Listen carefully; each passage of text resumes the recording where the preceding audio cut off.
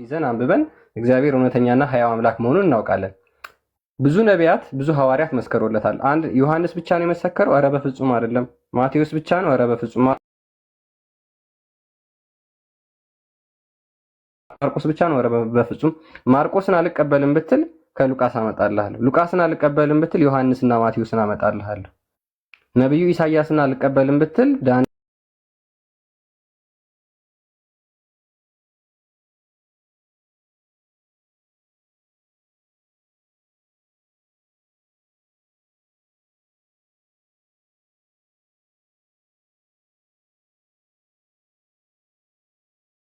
ከነሱ ያልሰወረ አምላክ እንደምናመልክ በዚህ ማወቅና መረዳት እንችላለን ማለት ነው።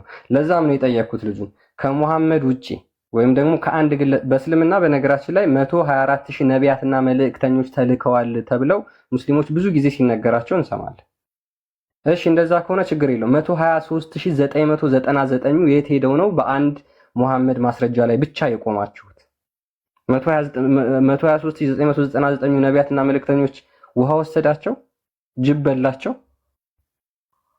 ለዛም ነው ከመሐመድ ውጪ እስልምናን የሰበከ ወይም ደግሞ አላህ የተገለጠለት አንድ አካል ልክ የመሐመድን አይነት አስተምሮ ያስተማረ አንድ ነብይ አላህ ተገልጦለት አላህ መኖሩን የነገረው አንድ ነብይ አለ ወይ ብለን እንጠይቀው።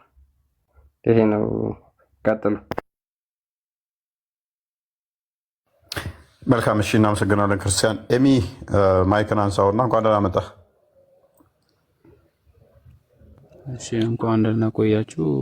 ትንሽ ቅድም አንስቼ እየሰማው ነበርና ጥያቄው አሁን እንትን እንበለውና ያለሁት ከማማየት ሰምቼው ነበር። እኔ ደግሞ ከኔ ጋር ደግሞ አሁን ስለምቀጥል የማማየን እና ክርስቲያንን ደግሞ ከነሱ ጋር የሚቀጥል ሰው ደግሞ ለእነሱ ምላሽ ይሰጣል። ችግር የለውም። እሺ፣ አላህ ድምፁን ያሰማበት አሁን ተናግሮ የሚያውቅበት አላህ ተናግሮ ያውቃል ብለህ ታምናለህ? መኖሩን ድምፁን አሰምቶ ያውቃል ብለህ? መልካም። አዎ ይናገራል። ሙሐመድ ካለው ውጪ አንድ መረጃ። ለምን እኔ ነብዩ መሐመድ ነው ሰለላሁ ዐለይሂ ወሰለም የምቀበለው? ሌላ ለምን ትጠይቀኛለህ? እኔ በምከተለው ከሆነ ብትጠይቀኝ እሳቸውን ብቻ መጠየቅ አለብህ አንተ። ስለዚህ ሙሐመድ የነገረህን ብቻ ነው የምትቀበለው? ከሙሐመድ ውጪ ሌላ ድምፁን የሰማ አካል የለም? በፊት የሰሙ ነቢያቶች አሉ። መልካም፣ የሰሙ ነቢያቶች አሉ። ስለዚህ ሰምተናል ያሉበትም ማስረጃ ስጠኝ። ቁርአን ላይ ያለ እሱ መሐመድ ነው የነገረ። ቁርአኑ ነቢያቶቹ ላይ ነው የወረደው ወይንስ መሐመድ ላይ?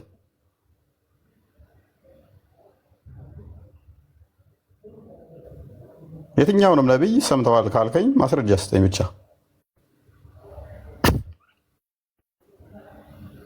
ምን አልክ? አልሰማሁትም። ቀጥል እስኪ። ምን አልክ? እንዴ ሌሎች ነቢያቶችም ሰምተዋል ድምፁን ብለኸኛል። እነኛ ነቢያት ድምፁን እንደሰሙ የተናገሩበትን ማስረጃ ሰምተዋል ብለህ አንተ እንደምንነግረኝ ሳይሆን ሶስተኛ አካል ሆነ ሳይሆን ራሳቸው ፈርስት ፐርሰን ሆነው ሰምተናል ያሉበትን ፈርስት ፐርሰን ሆኖ ያሉበትን የማምጣት እኮ ግዴታ የለብኝም። ምክንያቱም እዚህ ላይ አሁን ቁርአን ላይ አላህ ተናግሯል። በመገለጥ ነው እንጂ ከሳቸው አይደለም የተናገሩት ነብያችን አለይሂ ሰላቱ ሰላም። ከእሳቸው አይደለም የተናገሩት የሚለውንም እሳቸው ነው የነገሩህ እንጂ ሌላ አካል አይደለም የነገረህ አይደለ እኮ። ከእሳቸው አይደለም ንግግሩ፣ ከእሳቸው አይደለም የተናገሩት፣ እሳቸው አይደለም ቁርአን ነው የተናገሩት። ቆይ ቁርአኑን ራሱ ከራሴ አልናገርም ብሎ የነገረህ ማን ነው እኮ? ይሄን ደግሞ ታመዛዝናለህ። ቁርአኑ የማን ቃል ነው? የፈጣሪ ቃል ነው ወይስ የሰው ቃል ነው የሚለውን ብለህ ነው የምታመዛዝነው። ቅድሚያ መለስልኝ። እኔ ከራሴ አልናገርም ብሎ የነገረህ ራሱ መሐመድ ነው አይደለም? አይደለም፣ ቁርአን ነው፣ አላህ ነው። አላህ ራሱ ነው የነገረህ ለአንተ? በቁርአን ተናግሯል አላህ ሱብሓነሁ ወተዓላ። ቁርአኑን ለአንተ ቀጥታ ነው የነገረህ ወይንስ ለሙሐመድ ነው የነገረው? ለነቢያችን ነው አለይሂ ሰላቱ ወሰላም ቁርአን የወረደው፣ ለእሳቸው ነው የተናገረው። ቴንክ ዩ። ስለዚህ ለአንተ የነገረህ ሙሐመድ ነው ማለት ነው። አላህ ነገረኝ ብሎ ጅብሪል ነገረኝ፣ አላህ ለጅብሪል ነገረ፣ ጅብሪል ለእኔ ነገረኝ ብሎ ሙሐመድ ነው መልሶ የነገረ። እኔ ከራሴ አልናገርም ብሎ የነገረ ሙሐመድ ነው። እኔ ከራሴ አልናገርም አይልም ቁርአን ላይ። ምንድን ነው የሚለው? ከልብ ወለዱም አይናገርም ነው የሚለው። ከልብ ወለዱም አይናገርም ነው የሚለው። የቢ ጥቅሱንም ከፈለክ ጠቁመሃለሁኝ፣ ችግር የለውም። ብዙ ጊዜ አንብቤዋለሁኝ። ኤኒዌይስ እርሱ ከልብ ወለድ አይናገርም ሲል ራሱ ሙሐመድ አላህ ነገረኝ ብሎ አይደለ እየነገረህ ያለው? እንደዛ አይደለም። በዚህ በኩልማ ከሄድን ባይብልም እኮ ውድቅ ይሆናል ብራዘር።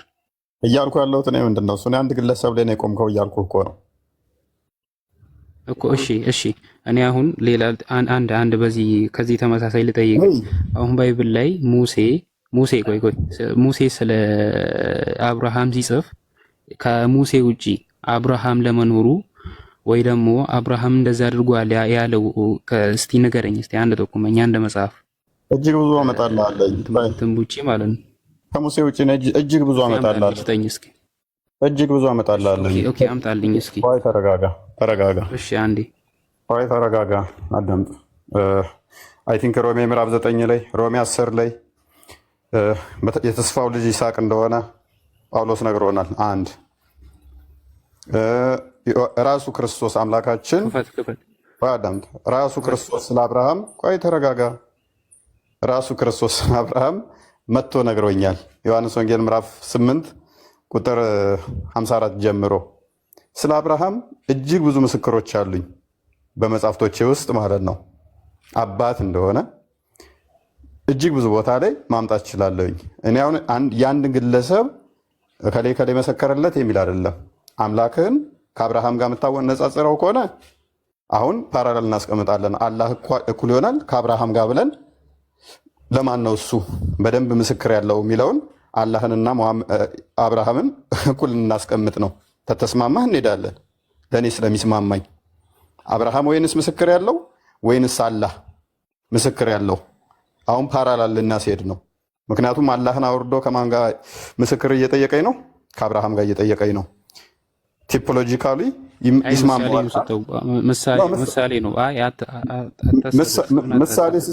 ምሳሌ ሲሰጥ ቲፖሎጂካል ማይስማማ ነገር ለምሳሌ ትሰጣለህ።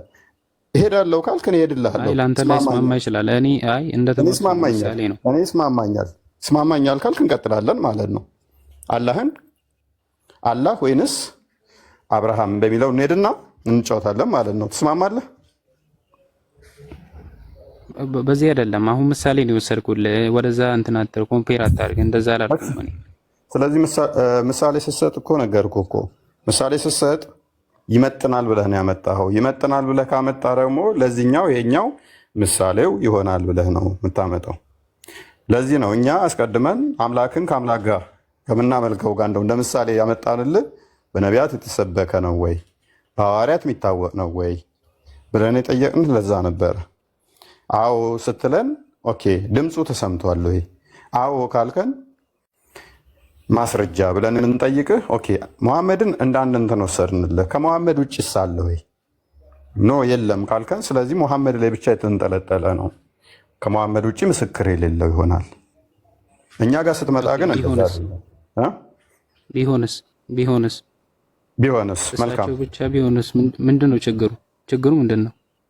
ስለዚህ እኔ ከ40 በላይ ምስክር ያላቸውን ትቼ አንድ ሰው ብቻ እኔ ነኝ ምስክር የሚለኝን ለምን እቀበላለሁ? ምክንያቱም አንድ ዝሙት እንኳን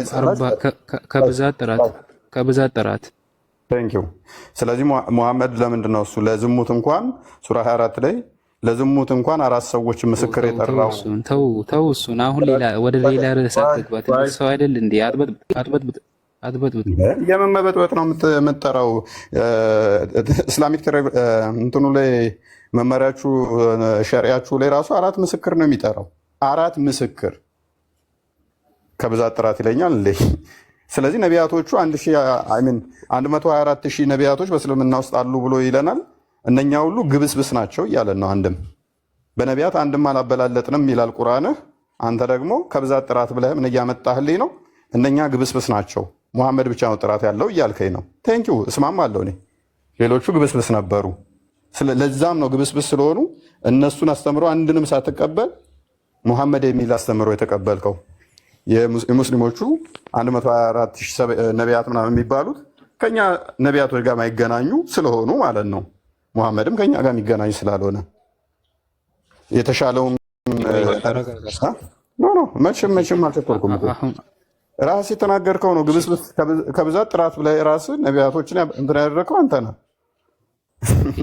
ኦኬ ችግር የለውም። ቆይ አሁን ማለት ነው እዚህ ላይ እኔ አሁን ስለ ነቢያችን ስለ እውነተኛነትና አላህ በመናገሩ ቁርአንን እንደ ማስረጃ አድርጌ ስሰጥ፣ አንተ ደግሞ እግዚአብሔር ከባይብል ውጭ የተናገረበትን ማስረጃ ከባይብል ውጭ ለምን እወጣለሁኝ? ምክንያቱም እኔ የጠየቅኩህ እኮ እኔም ከቁርአን አልወጣም።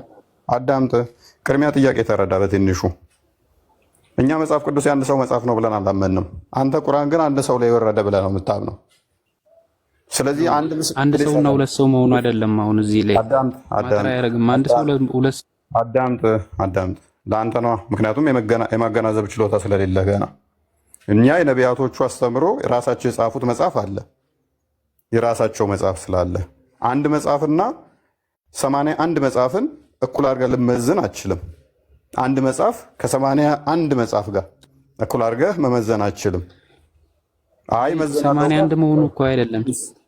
ፕሊስ ቆይ አዳምጠህ። ቅድሚያ ጥያቄውም አልገባህም፣ አልተረዳኸውም፣ ወይንም ደግሞ ጭንቅላት በደንብ ፕሮሰስ አላደረገውም ገና ጥያቄያችንን። እኛ ቻሌንጅ እያደረግነው ያለነው ማንን ነው? ሙሐመድን ነው።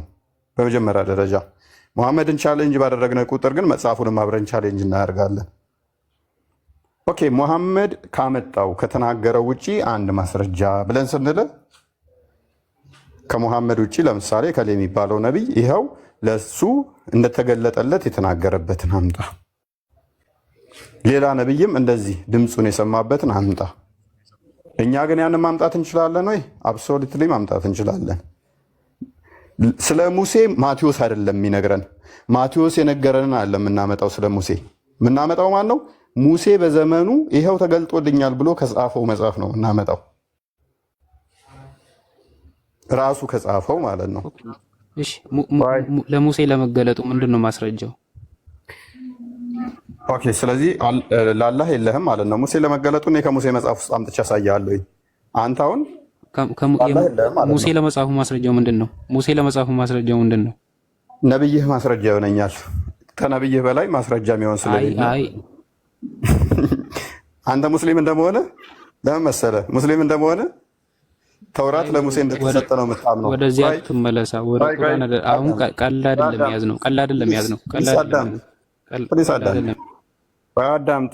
ቁርአንህን ማን እንደጻፈው ማስረጃ አምጣ ብለህ 1000 ዓመት ብታገስ ከቁርአን ውስጥ ቁርአን ማን እንደጻፈው ልታመጣልኝ አትችልም። እኔ ግን ኢንተርናል ኤቪደንስ ተጠቅሜ ህግ ለሙሴ ስለተሰጠ የህግ መጽሐፍቶች ማለት ይታወቃሉ። ሙሴ ነው የጻፋቸው። አንደኛ ዮሐንስ ወንጌል ምዕራፍ 1 ቁጥር 17 እንኳን በጠቅስልህ ዘጋባለሁ። እነኚህ የተሰጡት መጽሐፍቶቹ የሙሴ መጽሐፍ በሙሴ መጽሐፍ እንደተጻፈ ተብሎ ራሱ ኢየሱስ ክርስቶስም ይነግረናል። በሙሴ መጽሐፍ በህግ መጽሐፍት ውስጥ ኢንተርናል ኤቪደንስ ይባላል። ውስጣዊ ማስረጃ ኢየሱስ ራሱ ይነግረናል። ሙሴ እንደጻፈው ዮሐንስ ይነግረናል። ሙሴ እንደጻፈው ኢንተርናል ኤቪደንስ ተጠቅሜ ማአት ማስረጃ እመጣላለሁ። ነገር ግን አንተ ሙስሊም እንደመሆነ ሙሴ እንደጻፈው ሌላ ስኮላር አልፈልግልህም። ነብይህ ነው ለአንተ ትልቁ ስኮላርህ። ነብይህ ደግሞ ተውራት። በእርግጥ ቁርአን ላይ ተውራት ለሙሴ የተሰጠ የሚል የለም። ብዙ እያወራ ነው። አዳምጣ። አንተ ሙስሊም እንደመሆነ ተውራትን ማን ጻፈ ብትለኝ ብዙ ስኮላር መጥቀስ አይጠበቅብኝም። እንዳንተ እምነት ተውራት የሙሴ መጽሐፍ ነው ብለህ ነው የምታምነው። ስለዚህ ራስን ዲባንክ ታደርጋለህ ማለት ነው። ኤኒዌይስ አሁን ምን ሆነ አርጉመንታችን ማለት ነው?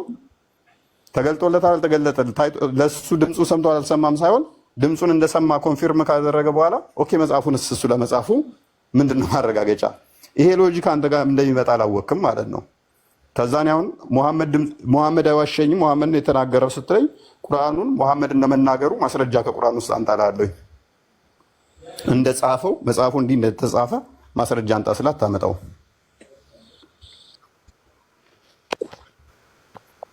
ስለዚህ ልብ በሉ ስለ አላህ የተናገረው ከሙሐመድ ውጪ ማንም የለም ማለት ነው። አሁን ሙሴ አምስቱ የመጽሐፍ ሕግ ለመጻፉ ምንድነው ማስረጃው? ማስረጃው ምንድነው?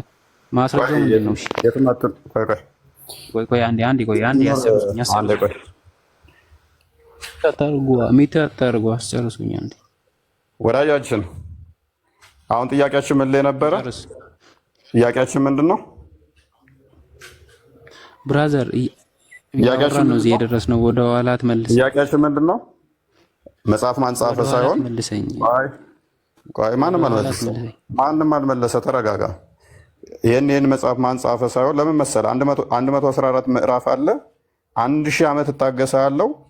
ቁርአንን ማን ጻፈ? ከቁርአን ውስጥ አምጣ ብለህ ሰማይ ወርደህ ምድር ላይ ብፈርጥ እንደንቧ የቁርአን ጻፊ ማን እንደሆነ አይታወቅም። ሴጣን ይጻፈው ሱረቱ 72 ላይ የጋኔኖች ምዕራፍ ይላል። ጋኔኖቹ ይጻፉት። ሁለተኛው ምዕራፍ በቀራ ይላል። የላሞች ምዕራፍ ማለት ነው። ላሞች ይጻፉት። ሱረቱ አናም ይላል። እንስሳቶች ይጻፉት። ስድስተኛው ሱረቱ አራፍ የትኛው የመጎዳዳት ምዕራፍ ይላል። ተጎዳጂ ሰዎች ይጻፉት። አንድ ማስረጃ ልታመጣልኝ አትችልም። እኔ ቁርአንን ማንጻፈ መጽሐፍ ቅዱስ ማንጻፈ እዛ ውስጥ አሁን አንገባም። ምክንያቱም አንተ ጋር ስለማዋጣ እኔ ኢንተርናል ኤቪደንስ ተጠቅሜ ማሳየት ስለምችል። ነገር ግን አላህ ከሙሐመድ ውጪ ድምፁን ያሰማበት ልታመጣ ትችላለህ? አትችልም ወዳጄ። ብራዘር አትመለስ። አሁን እኮ ወደ ጥያቄ ወደዚህ ወደ እየዞርክ እኮ ነው። አሁን እኮ ሰርክሉ አላህ ድምፁን ያሰማበት ማስረጃ አለ ወይ? የመጨረሻ ዕድል ብራዘር እየነገርኩ እኮ ነው። የመጨረሻ ዕድል እየነገርኩ ነው። የመጨረሻ ዕድል ነው። መልስ ጥያቄ መልስ። ከሰሩን እና አዳምጥ። ካሊድ ቀጥል። ጥያቄው ገብተዋል? ጥያቄው እንድገምልን እስኪ። አይ ገብቶኛል። እኔ ምንድነው ጥያቄያችሁ? ያው አላህ ተናግሮ ያውቃልና አሁን በተናገርከው ላይ ማን እንደጻፈው አይታወቅም 1000 ዓመት ብጠብቅህ የሚል አይነት ነገር ተናግራል። ፖይንታችን አይደለም እሱ ፖይንታችን አይደለም። የቁርአን ጻፊ 114 ምዕራፍ አለ። 1000 ዓመት አይደለም 1 ቢሊዮን ዓመት ብታገሰ ከቁርአን ላይ ቁርአንን ለምሳሌ በቀራ ማን እንደጻፈ ንገረኝ እስኪ። ሱረቱ በቀራ ማን የጻፈው? ልክ እናንተ ጋር በተጻፈው መልኩ የማርቆስ ወንጌል የዮሐንስ ወንጌል ተብሎ መጻፍ አለበት የሚል አይነት ነገር አልጠየኩም። ማን የጻፈው ንገረኝ እስኪ ስሙን። በቀራ የሚባለው ቆይ ሱረቱ በቀራ ብሎ ሱረቱ በቀራ የሚለውን የቁርአን ክፍል ማን የጻፈው? የመጀመሪያ የጻፈው ማን ነው? እኮ ቅድም ጠይቀኝ ልመልስልህ እስኪ። ቁርአን በመጀመሪያ የወረደው ሙፈሰል ሆኖ ነው። አዳምጠኝና ከዛ መልስ ሰጠኛለሁ። እንዴ ወረደ ብዬ አልጠየኩም። ውይይት ስለሆነ አዳምጠኝ። ያልጠየኩህ ለምን ትመልሳለህ? ማን ጻፈው ነው ያልኩህ። ማን ጻፈው ነው ያልኩህ። ማን ጻፈው ነው ጥያቄ እኮ ልነግርህ እኮ ነው። ተረጋጋ እንጂ። ማን ጻፈው ሲጀምር ምዕራፍ ብቻ ጥቀስ። ክርስቲያን ክፈትለት። ይሄንኛው ቶፒክ ካዋጣችሁ ሽፍት እናድርገው። እሺ የሙሴ መጽሐፍ ማን ጻፈው? ቁርአን ማን ጻፈው? የሚያዋጣ ከሆነ አውል ቤሪው በደቂቃ ውስጥ ቀብረህና አልቅሰህ ትሄዳለህ። እኔ መጽሐፍ ቅዱስን ተጠቅሜ ኢንተርናል ኤቪደንስ ተጠቅሜ ያሳያለሁ። ቁርአንህን ተጠቀምና ፈትያን አድርግለት። ትንሿን ሱረቱ ፈትያን የጻፈና ለእናንተ ያስተላለፈላችሁ ማን እንደሆነ አሳየኝ። ስሙን ንገረኝ እስኪ። እቺን የቁርአን ምዕራፍ ማን የጻፈው? የመጀመሪያውን የጻፈው ሆነ ከፍ ብሏል በጣም እፎይ። ቀጥል። ማስረጃ ረጋ በልና አዳምጠኝ እስኪ ቅድሚያ። ቀጥል። ማስረጃ ጥቀስ። እከሌ የሚባል ሰውዬ ጥቅሱ እዚህ ቦታ በልና የቁርአን ክፍል ጥቀስ። እኔ በእንደዚህ አይነት መልኩ ማውራት አልወድም። ቅድሚያ ከመግባቴ በፊት ማለት ነው። ማይክ ያዝ በቃ። ጀምስ ተመለስ። ማስረጃ ያላችሁ ተረት ማታወሩ። አይኔ ጥያቄን ለምን አታዳምጠኝም? ቅድሚያ ጥያቄን አዳምጠኝ እስኪ። ቁርአን ከዛ ብሎ እንደዚህ ብሎ እንደዚህ ተረት እንደዚህ መጥቶ እንደዛ ተፈልጦ ተረት ጻፊያንን ቻሌንጅ ልታደርገኝ ሞከርክ አይደለ? መጽሐፍ ቅዱስን ጻፊያንና ሰው ደብል ስታንዳርድ 30 ሰከንድ አልተናገርኩም እኮ በስነ ስርዓት እኮ። ፈትያን ማን እንደጻፈው ብቻ ንገረን፣ ማስረጃውን ስጠን። ጥቅስ ጥቀስ ቅድሚያ። ኢንተርናል ኤቪደንስ ተጠቀምና አሳየ። ይኸውልህ ለእያንዳንዱ ስራ አንዳንድ ጸሐፊ የለውም። ቁርአን ከጅብሪል አማካኝነት ለሙሐመድ ወርዷል። መጀመሪያ ይህንን እናምናለን፣ ተቀበል። ከዛ በኋላ ስለዚህ ተይዟል። ስለዚህ ምን አለ ወዳጃችን? ቁርአን ጻፊያቸው እያንዳንዳቸው አይታወቁም። which is ሴጣን ይጻፈው ሴጣን ይጻፈው ቆይ ቁርአን እያንዳንዱ ሱራዎች ጻፊያቸው አይታወቁም። እናመሰግናለን። መረጃ ሊሰጥ ሲል ለምን ትፈራለህ? ብዙ ጊዜ ከውጭ ያያለሁ። ቆይ መረጃ ታመጣለህ። በየቤተ ክርስቲያኑ ስለሚጣፍ ነው እንደሳቸው። ቆይ አሁን ይኸውልህ ቻሌንጅ የምናደርግህ እኮ አሁን ወደ ጅብሪል ልመጣ ነው። ከዛ ጅብሪልን ደግሞ የላከው አላህ ነው ትለኝ ነው። አላህ ወደ መጀመሪያ ቶፒካችን ቆይ ካሊድ ያንተ ቤት ነው። ህግህን ላክብር፣ ግን አንተ ማዳምጠኝ። ያላወቀው ምን መሰለህ? ይሄንኛውን ቶፒክ አይደለም እኔ አንተን ተረድቻለሁ። አንተ ገና ለገና መረጃ ላመጣ ስለሆነ ሪጀክት እያደረግህ ነው። ያው ከፍ እናድርገው። ክርስቲያን ዝቅ በላ አንተ ክፈትና ማስረጃውን አሳየን። ተረት ሳይሆን ማስረጃውን መክፈት አይጠበቅብኝም። እንዲሁ ነገር አለው። ተረዳኛለህ? ተረት አንሰማም። እኔ ፎይ ነኝ። በመረጃ ነው ማምነው። ያውቃሉ ኦዲየንሶቼ፣ በመረጃ አምናለሁ። ምን ብሎናል? አሁን ቀጥለን መረጃ እባክህ ማስረጃ ክፈት እኮ። ተረጋጋና አላውራ። እኔ ቅድም እንዳልኩ ጭቅጭቅ ስለማልወድ ነው። ምንም ጭቅጭቅ አይደለም። ማስረጃ ነው የተጠየቀው። ማስረጃ ደግሞ ጭቅጭቅ አይደለም። ወዳጃችን ሜቢ ማታውቅ ከሆነ ማስረጃ መጠየቅ ይሄ የብልህነትና የአዋቂዎች ምልክት ነው። ተረት ማውራት ደግሞ የባልቴቶች ቡና ተፈልቶ የሚወራ ነው። ሰው ማስረጃ ክፈት። 114ቱን ሱራ ለእያንዳንዱ 114 ሰው ስጠኝ ነው አንተ የምትለኝ አይደል? አይዶን ነው ብቻ ሁለትም ሶስትም ሱራ ጽፈው ከሆነ ማስረጃውን ብቻ ይኸው ይሄንን የጻፈው ከሌ ነው የሚል ከቁርአን ላይ ማስረጃ ስጠኝ። ሲጀመር ቁርአንን ይኸው ለሰው አልጻፈውም። አንደኛ ይሄንን ተቀበል። ቴንኪው። እኛ ቁርአንን ሰው ጽፏል አንል። ስለዚህ አጋንንት ሴጣን ጽፎት ሊሆን ይችላል። እናመሰግናለን። ቆይ ጨረስን እኮ አንድ ፐርሚስ ምን ሰራልን? ቁርአንን ሰው አልጻፈውም። ስለዚህ አጋንንት ጽፎት ሊሆን ይችላል። ኧረ አዳምጠኝ። ቁርአን የሰው እጅ አይደለም፣ የሰው ቃል አይደለም። ወንጌል ከአምላክ ዘንድ ወርዶ እነ ማርቆስ እና ዮሐንስ በራሳቸው አመለካከት ቀይረው ቢጽፉትም ቁርአን ግን ከነዚህ አይነት ካሊድ እኔ ማን ቃል ነው ብዬ አልጠየቅኩህም። ማን ጻፈው ብዬ ነው የጠየቅኩት። ሰዎች አይደሉም የጻፉት አለኝ። ስለዚህ አጋንንቶች ጽፈውት ሊሆን ይችላል። ሱራ 72 እንክፈትለት። የአጋንንቶች ምዕራፍ አለ። ለምሳሌ አጋንንቶች ያንን ምዕራፍ ጽፈውት ሊሆን ይችላል። ቅድም እንዳልኳችሁ የላሞች ምዕራፍ አለ። ላሞቹ ተሰባስበው ጽፈውት ሊሆን ይችላል። ማስረጃ ሰዎች ታልሆኑ ቁርአን ነው የጻፉት። እጃችን ላይ ወረቀቱን እንደዚህ ዘን እያየ ነው። ሰዎች አይደለም የጻፉት። የልጅ ወሬህን አቁም። ምናምን እንደ ልጅ አናውራ። አዋቂ ነህ፣ መንፈሳዊ ሰው ነህ አይደል? ክርስቲያን ክፈትለት። የልጅ ወሬ የመሰለ እኔ አይደለሁም ያልኩት ቁርአኑ ነው ያለ እኮ። አዳም ቅድሚያ አዳም። አሁን ለማዳመጥ ዝግጁ አሉንክ። የላሞች ምዕራፍ ማለት የልጅ ወሬ የሚያስብል ከሆነ በቀራ ማለት ምን ማለት ነው? አልበቀራ ማለት ምን ማለት ነው? ለምን ላም ተባለ ልትለኝ ነው? ለምን ላም ተባለ ልትለኝ ነው? አልወጣኝም። ምክንያቱም ለምን የሚባል እኔ የላሞች ምዕራፍ ስል የልጅ ወሬ ብለህ የምትለው ቁርአን ይሄ የህፃናት ወሬ ነው ማለት ነው? ላሞች ጻፉት ስላልክ ነው። ላሞች ጻፉት አይባልም። እንደ ልጅ አረከው ብዬ ነው ውይይቱን። መንፈሳዊ ሰው ከሆነን ረጋ እንበል ነው ቅድሚያ የኔ ሀሳብ። እኔ እስልምና ስለሚያስገድደኝ ነው ረጋ ብዬ እንዳወራህ፣ እስልምና ስለሚያስገድደኝ ነው። አንተ ግን አትቆጣ። መቼ ተቆጣው? ጨረስን እኮ። የቁርአን ጻፊዎች አይታወቁም ማለት ነው። ደን ሰው ይታወቃል። በነቢዩ ሙሐመድ ዘመን ቁርአን አልተጻፈም። አዳምጠኛል። በነቢዩ ዘመን ቁርአን ተሸምድዷል። ከዛ በኋላ ሁለተኛው የመጀመሪያው ኸሊፋ አዳምጥ እስኪ። ያው ከፍ አደረግኩ እኔ ዝቅ ብዬ ማስረጃ አልተጻፈም አልኩህ እኮ። ምንም ማስረጃ ይጠበቃል። በነቢዩ ጊዜ ቁርአኖች እንዳለ ተሸምድደዋል። ከዛ አልተጻፈም፣ ምንም አልተጻፈም የሚል ማስረጃ ዘመን አልተጻፈም።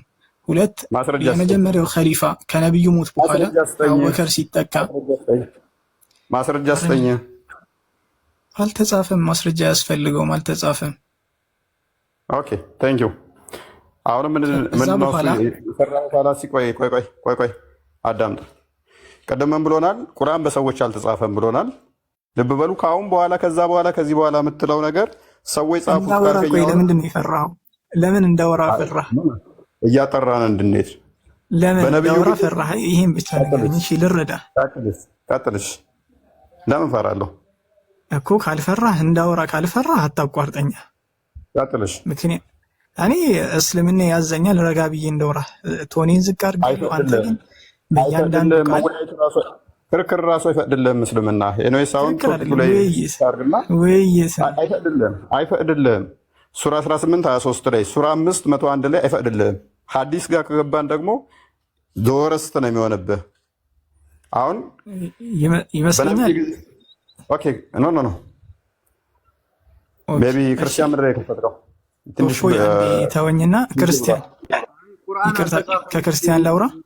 ያ ቁርአን አልተጻፈ የሚለውን ቆይ ቅድሚያ መረጃውን ያምጣ። እሱ አልተጻፈም ስላለ የተጻፈ እሱንማ በቃ እሱንማ ይኸውልህ፣ በጣም እኮ ሀሳብ ገና ላወራ ስለ ሀሳብ እየቀማኝ 20 ጊዜ ይሆናል የተመላለስኩት እየጀመርኩ እያቆምኩ።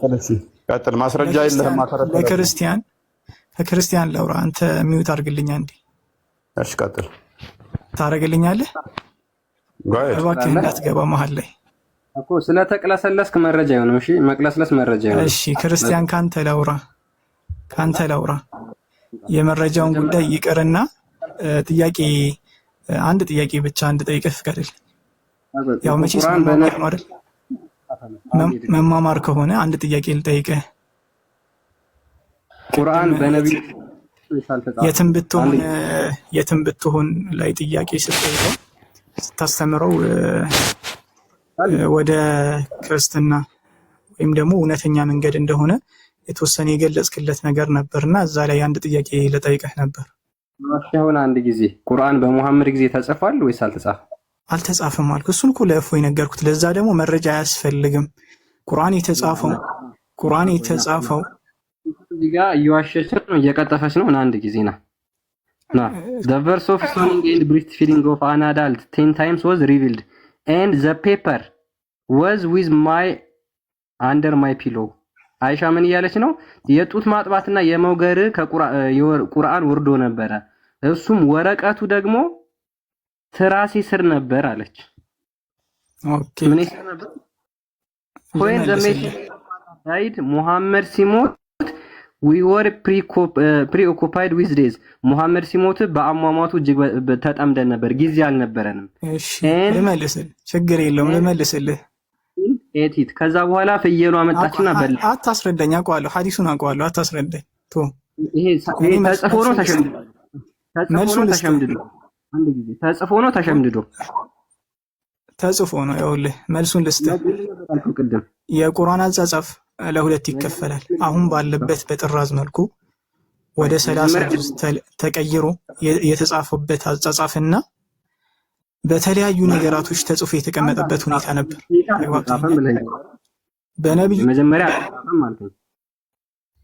በመጀመሪያ አልተጻፈም ነበር ያለው። ይሄ የእስልምናን ዲሌማ ይውልን ባይዘ የቁርአን ጻፊ ክርስቲያን ሆኗል። ለምሳሌ ሳሂህ ቡኻሪ 36 17 ላይ ሆን ብዬ ነበር የጠየኩ። ቅድም በቀራማ ነበር የጻፈው ያልኩት፣ ሆን ብዬ ነበር፣ ሰዎች አልጻፉትም ብሎ ነበረ። ቡኻሪ 36 17ን ክፈተው። በቀራን ሲጽፍ የነበረ ሲያነብ የነበረ ለምሳሌ እንትን ቁርአንን ሲጽፍ የነበረ ክርስቲያን ሆኗል። ሙሐመድን ከጻፍኩለት ውጪ ምንም ያውቀው ነገር የለም ብሎ ለክርስትና መጥቷል። ቁርአንን የጻፈለት እንኳን የፈለገውን ሐሳብ ክርስቲያን ነበር ማውራት የፈለኩት። እፎይ በጣም ስለምታቋርጠኝ ሳወራ ማስረጃ ምንም እያመጣ አይደለም እኮ። ተረት ተረት ደግሞ እኛ አንሰማም። እኛ በማስረጃ ምናምን ነው። ይሄ ተረት ተረት ላይ መስጊድ ላይ ብቻ የሚሰራው። ክርስቲያኖች ፊት ሲቀርቡ ማስረጃ ቤታችሁ እንደምንቀጥፉት እኛ ጋር ደግሞ እንዳቀጥፉ፣ ቤታችሁ አረብኛ እንደምትደበቁት እኛ ጋር እንዳትደበቁ፣ ቤታችሁ ተረት ተረት እንደምታወሩ እኛ ጋር ተረት ተረት አታውሩ። ማስረጃ እዚህ ጋር ምን ይላል? የቁርአን አጻጻፍ ለሁለት ይከፈላል ብያለሁ። አዳምጥ። ሰዎች አልጻፉትም ብለህ ነው እንትን ያልከው። There was a Christian who impressed Islam and I read እዚህ በጥራዝ መልኩ መጻፍና አዳምጥ እስኪ። በቃ ከታችሁን አንደኛ ቶፒኩን በጣም ነው ሽፍት ያደረከው። ሁለተኛ ደግሞ ምንም የምታውቀው ነገር የለም። and he used to write for the prophet ምን ያደርግ ነበር ይላል? he used to write for the prophet ለነብዩ ይጽፍለት ነበር። ምንን? ቁርአንን። later on he returned to Christianity again and he used to say Muhammad knows nothing but what I have written for him. በኋላ ምን ሆነ? ወደ ክርስትና ተመለሰ፣ ወደ ክርስትና መጣ። ከዛ ምን አለ? ሙሐመድ እኔ ቁርአንን ተጻፍኩለት ቁጪ ምንም ማያቅ ሰውዬ ነው ብሎ አለ። ለሙሐመድ መጽሐፍ ሲጽፍለት የነበረው ቁርአንን ሲጽፍለት የነበረው ሰውዬ ወደ ክርስትና መጣ። ታሪኩ ሰፊ ነው። መጨረሻ ላይ ይሞታል። ሞቶ ምድር ተፋችሁ እያለ ራሳቸው ቆፍረው እንዳወጡት ነው እንትን የሚለው። ኤኒዌይስ ወደ ቶፒካችን ባክ እናደርግ። ቶፒኩን ሽፍት አድርጎብናል። እሺ እፎይ ጥያቄና መልሳለኝ። እሺ ቀጥል። ቁርአን ከሰማይ ነው የወረደው ለነብያችን ሙሐመድ ሰለላሁ ዐለይሂ ወሰለም አላህ አወረደላቸው። በምንዴ? በአረበኛ ብቻ። አዳምጠኝ የትም ይሄ እኮ እምነትህ ነው አውቃለሁ። አታዳምጥም እኮ አዳምጥና ጥፋት ካለ ታርመኛለህ። አዳምጠኝ ልናገር። ቁርአን በአረበኛ ወረደላቸው። በአረበኛ ወረደ፣ ለኡመቱ እንዲዳረስ ተባለ። በአረበኛ ከሰጠ ከዛ በኋላ ምንድነው የእናንተ ክርስቲያን በምን ጻፈው? በእንግሊዘኛ ይፈልግ፣ በአረበኛ ይፈልግ፣ ተባዛ ነው። ሁለተኛ የእናንተ ጌታ ስንት ነው? ስንት ጌታ ነው የምታመልኩት? አንዴ ስንት ጌታ ነው የምታመልኩት?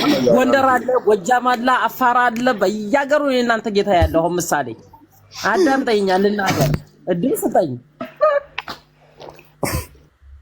እሺ ቀጥል። ስንት ጌታ ነው ያላችሁ እናንተ? እሺ እኛ አንድ አላህ ብቻ ነው የምናመልከው።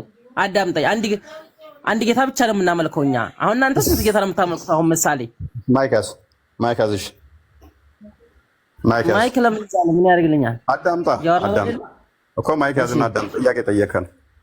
እሺ ማይክ ያዝና ጥያቄ ታዳምጣለህ ማለት ነው። ወንድማችን ምንድነው እሱ ስንት ጌታ አለ ለሚለው ኤፌሶን ምዕራፍ 4 ቁጥር 5 ላይ አንድ ጌታ፣ አንዲት ሃይማኖት፣ አንዲት ጥምቀት ይላል። ጌታችን አንድ ነው። አንድ ጌታ ነው ያለን። ብዙ ጌቶች የሉም። አንድ ጌታ አለ። አንድ ጌታ ነው ያለው። የጌቶች ጌታ፣ የነገስታት ንጉስ፣ የአማልክት አምላክ አንድ የምናመልከው ጌታ አለ። ሰው ስንት ነው? መዝሙረ ዳዊት ምዕራፍ 139 ባልሳሳት ቁጥር 6 ወይንም ደግሞ 32 ቁጥር 6 ላይ እግዚአብሔር በሁሉ የሞላ ነው። በሁሉ የሞላ በሁሉ ያለ ነው።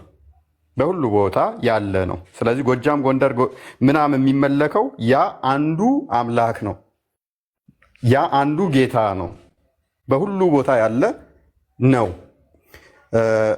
ቁርአን የወረደው በአረብኛ ነው። እናንተ ደግሞ የእናንተ መጽሐፍ በእንግሊዝኛ በአማርኛ በተለያየ ያደረጋችሁት አለ። ትንቢተ ኢዩኤል ላይ ምዕራፍ 2 ቁጥር 28 ላይ እነሆ መንፈሴን በስጋ ለባሽ ላይ ሁሉ አኖራለሁ፣ ሴቶችና ወንዶች ልጆቻችሁ ትንቢት እንደሚናገሩ ራእይ እንደሚያዩ ይናገራል። ይሄ መንፈስ በክርስቶስ ባረገ በአርባኛው ላይ በሐዋርያት ሥራ ምዕራፍ 2 ቁጥር 4 ወይም 6 አካባቢ ላይ ካያችሁ በበዓለ ሀምሳ ላይ ሐዋርያቶች በተሰበሰቡበት ላይ እግዚአብሔር መንፈሱ በሐዋርያቶቹ ላይ ባረፈ ሰዓት በተለያየ ቋንቋ ልሳን መናገር ቻሉ። በተለያየ ቋንቋ ልሳን ተናገሩ፣ መንፈስ ቅዱስ በእነሱ ላይ ሲያርፍ። ከዛ ክርስቶስ አስቀድሞ በማቴዎስ ወንጌል ምዕራፍ 28 ቁጥር 19 እስከ 20 ላይ ምን ብሏቸው ነበረ? ወንጌል ለዓለም ስበኩ ብሏቸው ነበረ። ሂዱ በአብ በወልድ መንፈስ ቅዱስ ስም እያጠመቃችሁ አሕዛብን ደቀ መዛሙርት ያድርጓቸው፣ እኔም እስከ ዓለም ፍጻሜ ድረስ ከእናንተ ጋር ነኝ።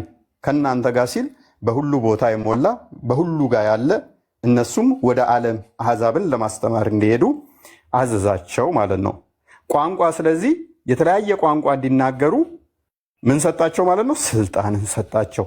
ስለዚህ በሁሉ ቋንቋ ወንጌል ለፍጥረት መሰበክ ግድ ይለዋልና። ምክንያቱም ትንቢተ ኢሳይያስ ምዕራፍ 49 ቁጥር 6 ላይ መድኃኒት ክርስቶስ ለዓለም ሁሉ እንደሚሆን ለአሕዛብ ሁሉ እንደሚሆን ትንቢት ተነግሮ ነበረ። ይህም መድኃኒት ደግሞ ክርስቶስ ኢየሱስ ማለት ነው። ማቴዎስ ወንጌል ምዕራፍ 2 ሉቃስ ወንጌል ምዕራፍ 1 ላይ ክርስቶስ ተወልዶ በስጋ መድኃኒት እንደሆነ ተሰብኳል ተረጋግጧልም ማለት ነው። ስለዚህ ይህንን አድርጎታል። ስለዚህ ኃይልን በኢየሩሳሌም ከተቀበሉ በኋላ እስከ ምድር ዳርቻ ሁሉ ምስክሮች እንዲሆኑ በሐዋርያት ሥራ ምዕራፍ 1 ላይ ቁጥር 8 ላይ ክርስቶስ ነግሯቸዋል። እስከ የት ድረስ አልኩህ? እስከ ዓለም ዳርቻ። እስከ ዓለም ዳርቻ ስትሄድ ደግሞ የተለያየ ቋንቋ የሚናገሩ አሉና በዛ ቋንቋ ሊሰበኩ ሊያስተምሩ ይገባቸዋልና በተለያየ ቋንቋ መማር ግድ ይላቸዋል። የግዴታ አረብኛ ብቻ የሚል እኛ ጋር አይሰራም። እናንተ ጋር ግን አይ ቲንክ ሱራ 43 ቁጥር 3 ወይም 2 አካባቢ ላይ ቁርአን እሱ ግልጽ አረብኛ ብቻ ነው ይለዋል። ሱራ 14 ቁጥር 4 ላይ ሙሐመድ የተላከው በመካና በዛ ዙሪያ ያሉ በገዛ ቋንቋው ያብራራላቸው ብቻ። በየትኛው ቋንቋ? በአረብኛ። ከመልእክተኛ ማናቸውንም ለእነርሱ ያብራራላቸው ዘንድ ከገዛ ቋንቋቸው እንጂ አላክንም ስለሚል ማለት ነው። በገዛ ቋንቋቸው ብቻ እንዲያብራራ ነው የታዘዘው። የእኛ አምላክ ግን አረብኛ ላይ ብቻ ሳይሆን የሚሰማው ማንኛውንም ቋንቋ መናገር ይችላልና አምላካችን በየትኛውም ቋንቋ ብንጸልይ፣ ብናመሰግነው፣ ብንማር አይከለክለንምና እኛ በየትኛውም ቋንቋ ይረዳናል። የእናንተ ግን ከአረብኛ ውጭ ከሆነ መስማት ስለማይችል በአረብኛ ቋንቋ ብቻ እንዲያብራራላችሁ ሱራ 14 ላይ ስለታዘዛችሁ ለዛ ነው ልዩነታችን። ለዚህ ነው ሱራ 43 ቁጥር 3 ላይ ስንትና የተከፈትከው እኛ ታውቁት ዘንድ አረብኛ ቁርአን ሲሆን በእርግጥ አወረድ ነው። 43 3ን ክፈትልኝ።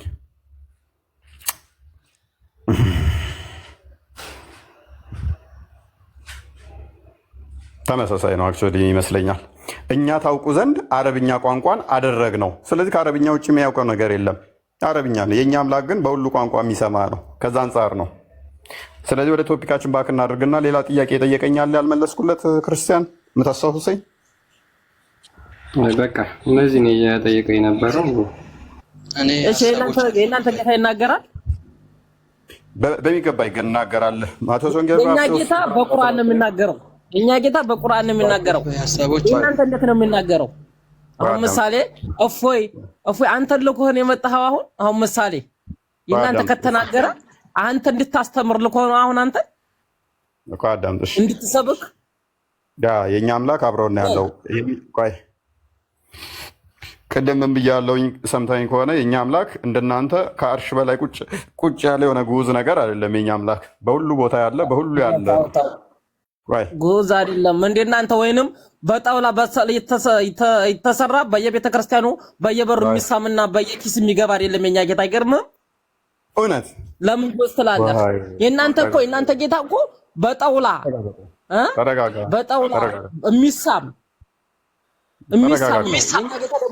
ወደ ስሜት አትግቡ። ወደ ስሜታዊነት አትግቡ። ለምን ጉዝ ለምን ይላል? ጉዝ ለምን ይላል? ተረጋጋ። ስሜቱን የገለጸው ልክ ነው። እፎይ ልክ ነው ሊሆን ይችላል። አንተ ግን አሁን ስሜታዊ የሆንክ ነው። ቶ ኤርዌስ ሜቢ ለአዝበለኩም ያለው ለዚህ አዳምጥ ቆይ ሜቢ ኤርዌስ የእኛ አምላክ ይናገራል ስንል ይሰማል። የእናንተ አምላክስ የተናገረበት አላህ አለ ወይ ብለን ስንጠይቅ ከምን አንጻር ነው? ልብ በል። ሙሐመድ ከነገረህ ውጪ አላህ ለመኖሩ ምንድን ነው ምስክራችሁ ነው? የዋና ቻሌንጃችን የኛ ኦኬ አላህ እንዲህ ነው፣ አላህ አምላክ ነው፣ አላህ እንደዚህ ነው ብሎ ቁርአን ነገራችሁ ሙሐመድ። ከሙሐመድ ውጪ ግን ማስረጃ አላችሁ ወይ ነው? እኛ የተለያዩ ማስረጃዎች አሉን።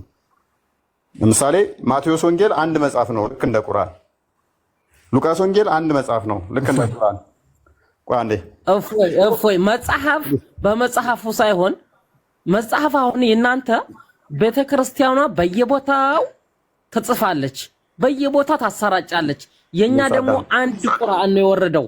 ያንን ቁርአን በዛው በአረበኛ ነው ምንኛ የኛ እንትን ታዳም መጽሐፍ ቅዱስ ቆይ አንዴ ሀጂ መንሱር ተራ ጠብቁ። አዎ መጽሐፍ ቅዱስ ይተረጎማል።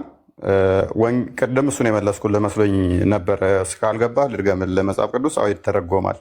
ምክንያቱም ወንጌል ለፍጥረታት መሰበክ አለበት፣ መማር ስላለባቸው ለወንጌል ለፍጥረታት መዳን ስላለባቸው በአረብኛ ቋንቋ የተደበቀ አይደለም። የኛ አምላክ በአንድ ቋንቋ ብቻ ሳይሆን የሚሰማው ማንኛውንም ቋንቋ ስለሚሰማ ሰዎች ይድኑ ዘንድ እንደው ያልተተረጎመ ሌላ ቋንቋ አሁንም ካለ ለነሱ ይተረጎምላቸዋል፣ ይጻፍላቸዋል፣ እንዲሰሙት እንዲድኑ አምላካቸውም በቋንቋቸው በሚችሉት ኦሮምኛ ከሆነ በኦሮምኛ፣ ትግርኛ ከሆነ በትግርኛ፣ አማርኛ ከሆነ በአማርኛ፣ ጉራግኛ ከሆነ በጉራግኛ ይተረጎማል፣ ይጻፋል፣ መጽሐፉ ይተረጎማል።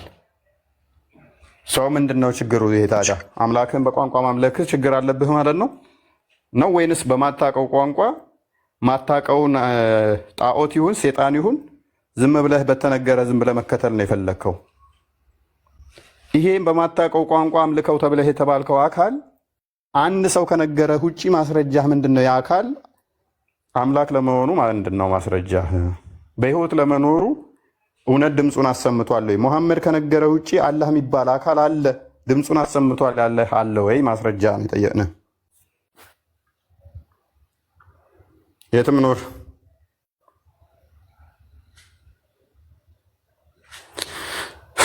ይኸው የኛ ጌታ አላህ ሱብሓነሁ ወተዓላ ሁሉንም ቋንቋ የፈጠረ ጌታ ነው። ገብቶሃል? የኛ ቁርአን ኦሮሞ፣ ትግሬ፣ አማራ ማንኛውም የሚቀራው ነው። አረበኛ ይማራል። የእናንተ ግን አንዴ እንትና ይጠፋዋል። በየቦታው ነው የሚጻፈው። ለምን? በአማርኛ ነው የሚጻፈው። የእናንተ በአማርኛ ነው የወረደ። በቃ እኛ የአረቦች ገረድ አይደለንም። በቋንቋችን ተጽፎ እናነባለን። በሚገባን ቋንቋ እንማራለን። በማይገባን ቋንቋ ግዴታ እንገደድም። እኛ በማናውቀው ቋንቋ ሸምድደን ከዛ ወዲያ እሱን እንሸመድዳለን። ምን እንደሆነ ትርጉሙን ሳናቅ እሱን በማነብነብ አንኖርም። ኤኒዌይስ ከድር ሙህዲን ሙሐመድ ነው።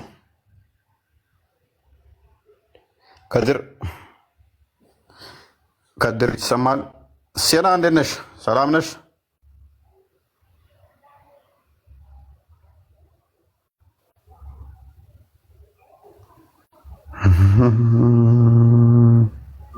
እሺ እፎይ ብሮ አመሻችሁ። ዋንደና መጣ። እንኳን አብሮ ቆየን። ሰላም ነው? እግዚአብሔር ይመስገን። ጥያቄው ሜቢ ሰምተዋል መሰለኝ። ድገምልኝ እስቲ ለእንትን ያክል። ኦኬ አላህ ድምፁን አሰምቶ ያውቃል ወይ? ማለትም ሙሐመድ ከነገራችሁ ውጪ አላህ ለመኖሩ ድምፁን ያሰማበት አለ የምትልበት ማስረጃ ሙሐመድ ከነገራችሁ ውጪ ማቅረብ ትችላላችሁ ወይ? የለም። በቃ እሳቸው ከነገሩን ውጪ ሌላ የለም። ኦኬ ስለዚህ ሙሐመድ የነገረህን ብቻ ነው የምታምነው እንጂ ሙሐመድ ከነገረ ውጭ ማስረጃ ሊኖር አይችልም። ያ ማለት ሙሐመድን ታዲያ እንዴት አምነዋለሁ? ያው መሐመድን ማመን የምትችለውን በቁርአን ነው። እንግዲህ ራሱ መንፈሳዊ ንግግር አይደለ መቼም የጌታ ቃል ሲሆን ወማ አርሰልናከ ኢላ ረሕመተን ሊልዓለሚን ስላላቸው ለዓለማት እዝነት አድርገን የላክን ስላላቸው በዛ መልኩ የወረደውን እንዳለ መልእክት ሳያዛቡ አውርደውታል ማለት ለኛ አሳልፈዋል። ያን ደግሞ እንደማይዋሹ እንደማይቀጥፉም ደግሞ ራሱ መስክሮላቸዋል አላህ። ለዛ ነው ኦኬ አሁን የሰርኩላር እንትን ነው የሚሆነው። ምክንያቱም ለምሳሌ መልሼ በጠይቀህ እዛው ትመልስብኛለህ። አይዋሹም አልከኝ። አንደኛ አሁን ለአንተ መረጃ አድርገህ ያቀረብከው አንደኛ ለማዋሸታቸው፣ ሁለተኛ ደግሞ ለዓለማት እዝነት ሆነው መላካቸውን እንደ ማስረጃ አድርገህ አቀረብከው። እስቲል ይሄንን ራሱ ለዓለማት እዝነት ተደርጌ እንደተላከ የሚነግርህ ማነው? እሱ ለዓለማት እዝነት ሆኖ እንደተላከ የነገረ ሙሐመድን ራሱ ሙሐመድ ነው ወይንስ ሌላ አካል ነው? አይ ሌላ አካል አይደለም እንጂ አላህ በቁርአን በቁርአኑ አላህ የሳቸውን ስለሳቸው ነብይነት እያወራ እንዲሁም ደግሞ ማን የነብያት ሁሉ መደምደሚያ አላህ ነገረኝ ብሎ ይህንን የነገረ ለዓለማት እዝነት ሆኖ እንደተላከ ሙሐመድ የነገረህ ማን ነው? አዎ በቃል ደረጃ እንግዲህ ነገረኝ እኮ ያለም እሳቸው የሚሉት አላህ ነው ስለ እሳቸው እየመሰከረ ያለው እኮ። አላህ እንደመሰከረላቸው አንተ ሰምተሃል? ሌላ ሰው ይሰማል ወይንስ ሙሐመድ ነው? አላህ ለጅብሪል ነገረው፣ ጅብሪል ለእኔ ነገረኝ፣ እኔ ዓለም እዝነት ተደርጌ ተልኬያለሁ ብሎ የሚነግርህ ሙሐመድ ራሱ ነው አይደል? ሙሐመድ አይደለም። ማን ነው? ሙሐመድማ ስለ እሳቸው ያወሩበት ቦታ እኮ አታገኝም። ማለት እኔ እንደዚህ ነኝ ብሎ ቴንኪው ለዓለም እዝነት ተደርጎ ተልኳል ብሎ የነገረህ አካል ማን ነው? እሺ አላህ ሲሆን አላህ ነው የተናገረው፣ ንግግሩን አላህ የተናገረው። ነገር ግን ደግሞ ቃሉን ያመጣው ደግሞ ጅብሪል ነው አለይሂ ሰላም። ኦኬ ጅብሪል ደግሞ ለማን ነው የነገረው? ለሙሐመድ አለይሂ ሰላም። ኦኬ ስለዚህ ሙሐመድ ነው ስቲል አሁንም ለእናንተ የነገራችሁ ጅብሪል ነገረኝ፣ አላህ ነግሮት ጅብሪል ነገረኝ ብሎ የነገራችሁ ሙሐመድ ነው ስቲል። አዎ የአላህን ንግግር በእሳቸው በኩል ማለት ነው። ንግግሩ የአላህ ነው፣ ያስተላለፉት ናቸው እሳቸው። ይሁን ችግር የለውም። ንግግሩ የማን ነው ብዬ አልጠየቅኩም። ንግግሩ የማን ነው ብዬ ሳይሆን ነገርኩ የነገራችሁ ነው። ሙሐመድ ለዓለማት እዝነት ተደርጌ ተልኬያለሁ የሚለውን ንግግር የነገራችሁ ለእናንተ ማን ነው? አይ አርጌዋለሁ ነው የአላህ ንግግር ነው። አላህ ነው ያለው። አላህ ያለውን ነው ለእኛ የነገሩን እንጂ እሳቸውማ ከአፋቸው አልወጣም ማለት። ስለዚህ የነገራችሁ ሙሐመድ ነው አይደለ? ስለዚህ የነገራችሁ ሙሐመድ ነው። ትክክል ነው። የአላህን ንግግር ነብዩ ነው የነገሩን።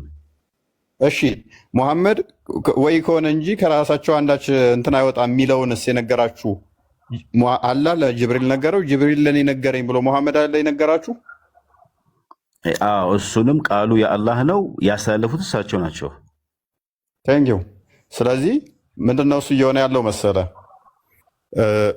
ለሙሐመድ ምስክር ስጠይቅህ ራሱ ሙሐመድን ምስክር አድርገህ ማምጣት ማለት ነው። እንዴት?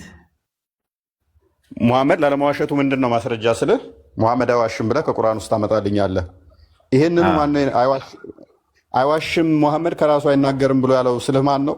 አላህ ነው ትለኛለህ። አላህ ለአንተ ነግሮሃል ስልህ ኖ ለጅብሪል ነግሮ፣ ጅብሪል ደግሞ ለሙሐመድ ነግሮ ሙሐመድ ነው ለእኔ ነገረኝ ትላለህ። እንደማይዋሽ ሙሐመድ ነው ራሱ መልሶ የነገረ። ማን? አላህ ነገረኝ እኮ ሙሐመድ አላህ ነገረኝ ብሎ የሚነግርህ እስቲል ማን ነው? እሱ ለአንተ የሚያስተላልፍልህ ሙሐመድ ራሱ ነው። እኔ ከራሴ አልናገርም አልዋሽም ብሏል አላህ ብሎ ስለ ራሱ የሚነግርህ ራሱ ሙሐመድ ነው። እፎይ እንዴ መሰለ፣ አሁንም የተረዳኸኝ ነገር ያለ አይመስለኝም። ንግግሩ በሙሉ የአላህ ንግግር ነው። እሳቸው ግን አሁንም እያስተላለፉ ነው ያልኩህ። ቁርአን ወደኛ እያስተላለፉ ነው። ተቀበልኩኝ እኮ ጀምስ፣ ተቀበልኩኝ እኮ እያስተላለፉ ነው። ያ የአላህን ቃል ነገረኝ ብለው እየነገሩህ ነው አይደለ? ጅብሪል ነገረኝ ብለው ደግሞ ለአንተ እየነገሩህ ነው። እስቲል አሁንም እኮ አላህ ለጅብሪል ሲነግረው የሰማ አካል አለ? የሰማ አካል የለም። እኔ አልሰማሁም። ልክ ነህ። ጅብሪልስ ለሙሐመድ መጥቶ ሲነግረው የሰማ አካል አለ? የሰማ አካል የለም። በእርግጥ ግን ለነብይነት በ40 ዓመት ሲሞላቸው መጥቷል፣ ወርዷል። እሱ ችግር የለውም። እንደዚህ ተገለጠልኝ ምናምን ብሏል ቡሃሪ 3 ላይ። ስለዚህ አላህ የሚባለው አካል ለጅብሪል ሲነግረው የሰማ የለም። ችግር የለውም እሱ። ጅብሪል የሚባለው አካል ለሙሐመድም ሲነግረው የሰማ የለም። ግን ሙሐመድ ምን እያለህ ነው? በመሀል አላህ ለጅብሪል ነገረው፣ ጅብሪል ደግሞ ለእኔ ነገረኝ፣ እኔ እንደማልዋሽ እመኑ እያለ ደግሞ ሙሐመድ ለአንተ እየነገረህ ነው። አንተን ራስን የምትናገረው ስትለው ኖ እኔ ከራሴ አልናገርም ወይ ከሆነ እንጂ ብሏል አላህ ብሎ ደግሞ አሁንም ከዛው ጥቅስ ያመጣልሃል ምስክርነት። ስለዚህ ለሙሐመድ ምስክርነቱ እኮ ራሱ ሙሐመድ ነው። አንዴ የመሰከረውማ አላህ ነው እያልኩህ መጀመሪያ መለስከኝ እኮ። ስለሳቸው የተናገረው አላህ ነው እኮ። ማስረጃ አላህ ለመመስከሩ ምንድን ነው ማስረጃ? ቁርአን ነው። ወኻቲመ ነብይ ብሏቸዋል። ወኻቲመ ነብይ ብሏቸዋል። የመጨረሻ ነብይ ነህ ብሏቸዋል አላህ ራሱ። እሱን ራሱ የነገረህ ማን ነው? ቁርአን ነው።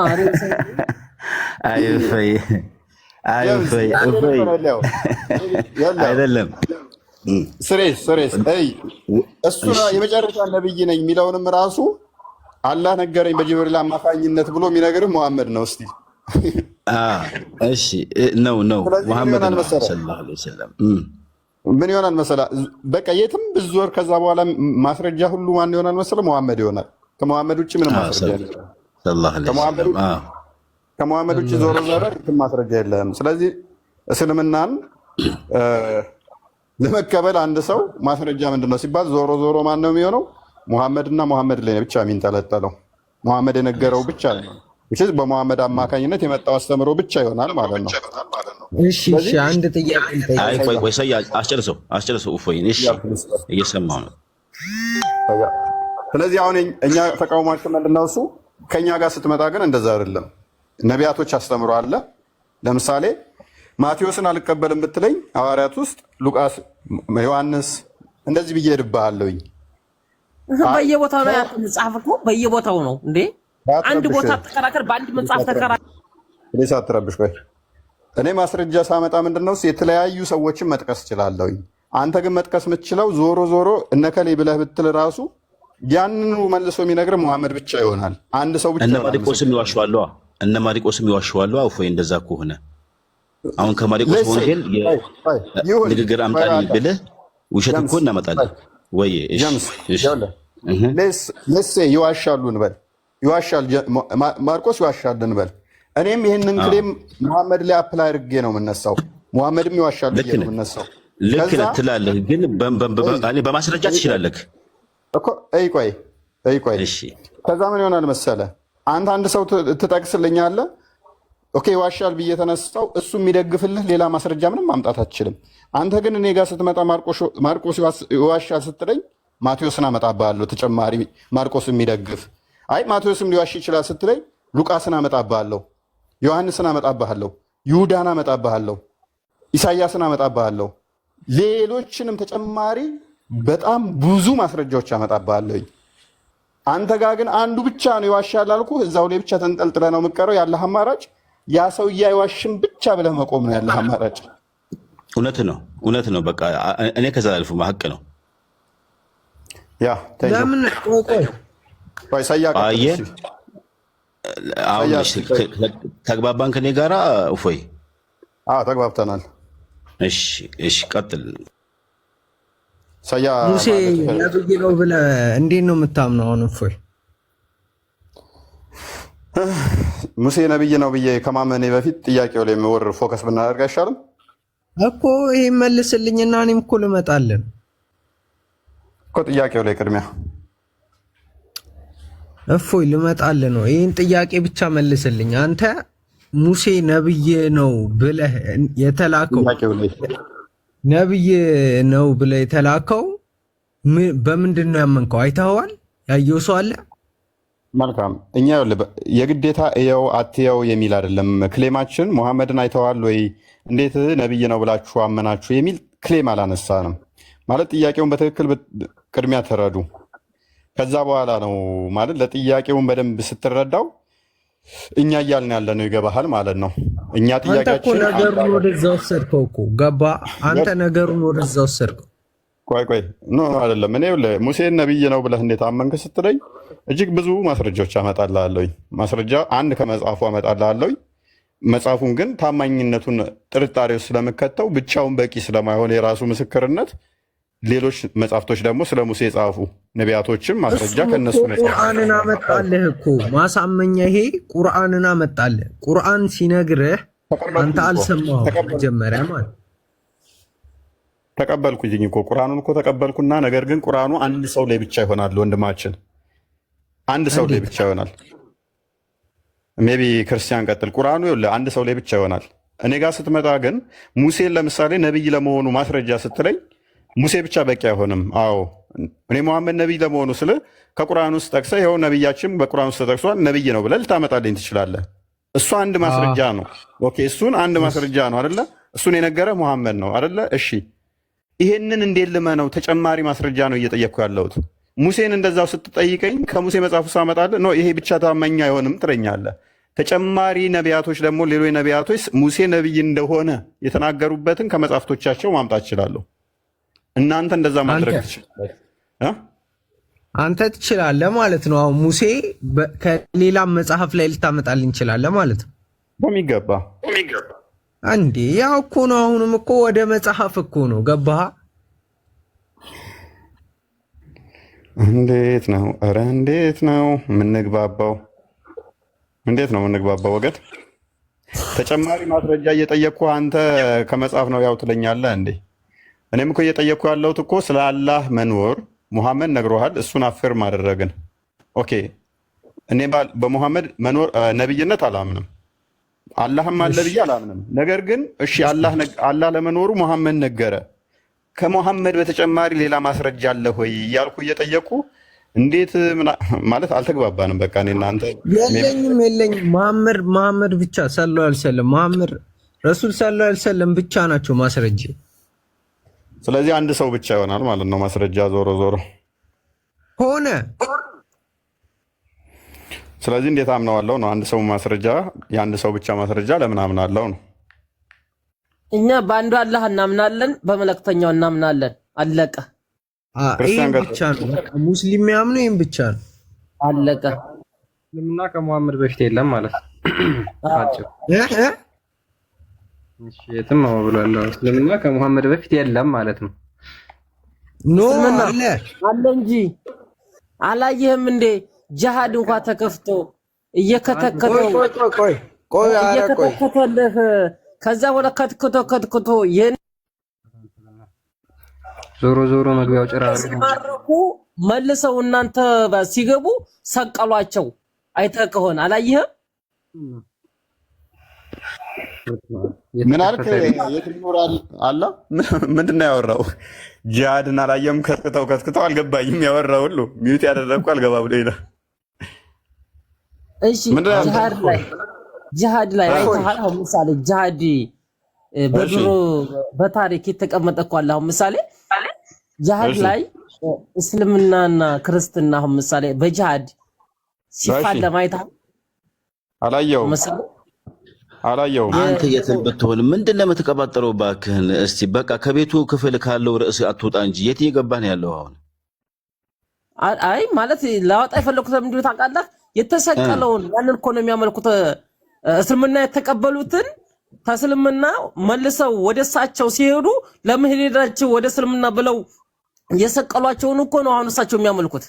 ገባህ አይደለም። ሰው በምንም ማመን ይችላል፣ መፍቱ ነው። ያን አነካበትም። ገብቶሃል? ይሄ እንትሉስ መግባትህ ልክ አይደለም ማለት በቃ ሰው መፍቱ ነው። በድንጋይ በእንጨት በመፋቂያ ከፈለገ በጥፍሩ ማመን ይችላል። ገብቶሃል አይደለ? የትም እና ግን የሰው እምነት አነካምኛ ወደዛ አንገባም። ሲነካብህም ደግሞ እንዴት አድርገህ እንኳን መውጣት እንዳለብህ ደግሞ ማወቅ አለብህ እንጂ አሁን ይሄ ቤቱ እየፈለገ እንደው የባለጌ ቤት እንኳን ቢሆን ማለት ነው። አንተ ግን ባለጌ ልትሆን አትችልም። ጨዋነትን አሳይተህ ውጣ። እሺ ጀም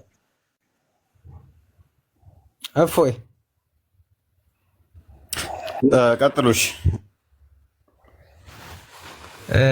አሁን ምን ልል ነበር?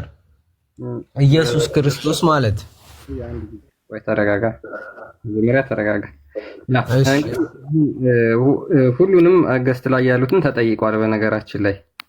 ስለዚህ ፕሩፍ ያደረጉልን ነገር ምንድነው? ከሙሐመድ በፊት ወይም ደግሞ ከሙሐመድ ውጪ አላህ የተናገረው ቃል የለም። ስለዚህ ፉርቃን ልንገርህ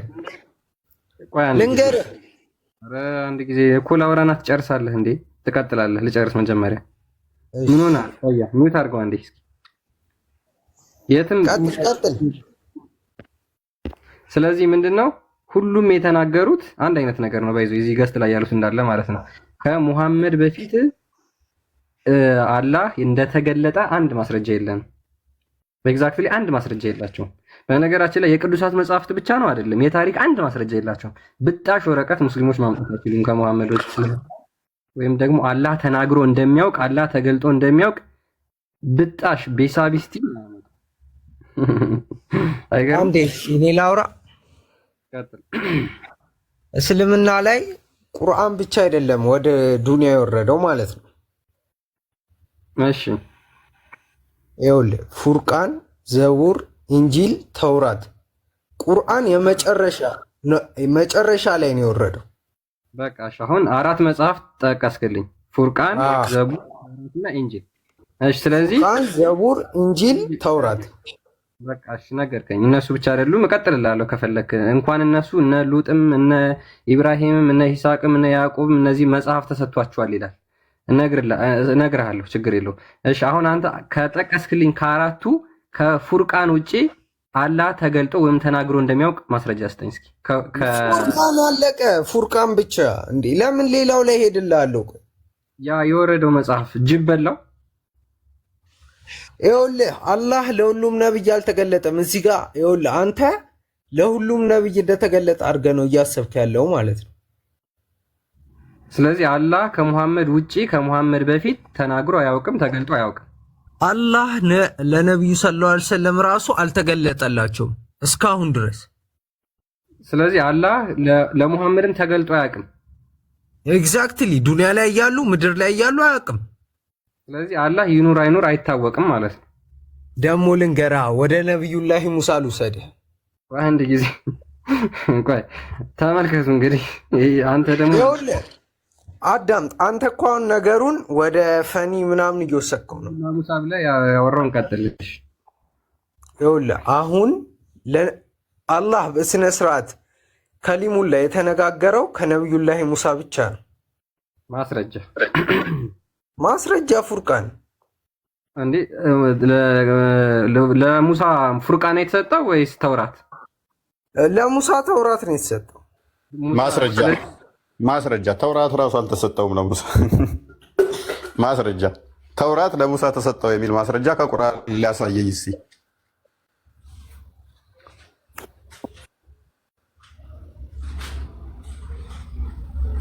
ብላችሁ እንደምታምኑ አውቃለሁ፣ ግን ማስረጃ የለው።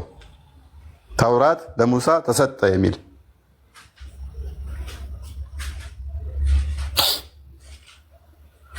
ሶሪ ክርስቲያን ተራብተ ስላደረኩ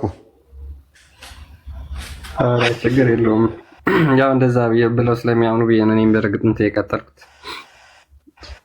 ሰያ ማምጣታችሁን ባይዞ የለም ቁርአን ላይ ባጭሩ በሚደክም ሰያ። ስለዚህ ዞሮ ዞሮ ምንድነው እሱ ዞሮ ዞሮ መዝጊያው ጭራሮ ማማዬ እንዳለችው ቅድም ትዞርና መሐመድ ነገረኝ ነው የሚሆነው። ዞረ መሐመድ ነገረኝ ነው የሚሆነው። የለም በቃ ከመሐመድ ውጭ አንድ ማስረጃ አታመጡ። አንድ ማስረጃ ይመጣል። ስለዚህ እኔ እጅግ ብዙ ማስረጃ ማመጣለትን ያው አምላክ ድምፁን የሰማሁትን ድምፁን ሰምተው ነቢያት ያስተላለፉልኝን ትቼ አይ ድምፁ አልተሰማም ምንም ማስረጃ የለውም መሐመድ ብቻ የነገረኝና አምናለሁ የሚለውን እንዴት ነው የምከተለው?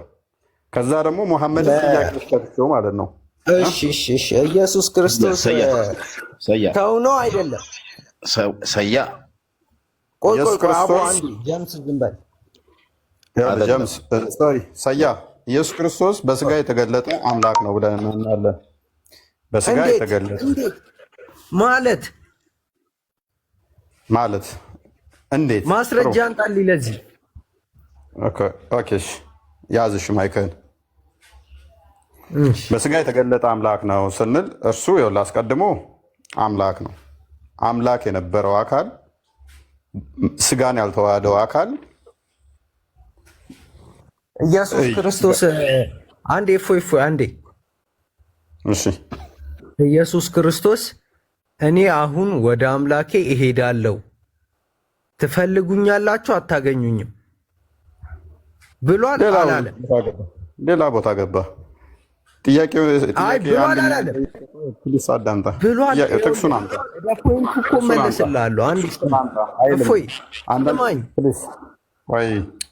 ስሜታዊያቱን ጥቅሱን ጥቀስና እንሄዳለን።